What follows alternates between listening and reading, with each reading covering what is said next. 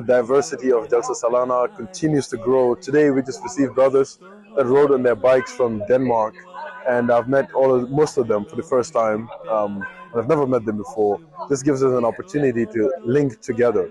Earlier today I met another brother who was from Congo Kinshasa, but originally from Pakistan. When I introduced myself, I told him I'm from the Gambia and I live in the United States.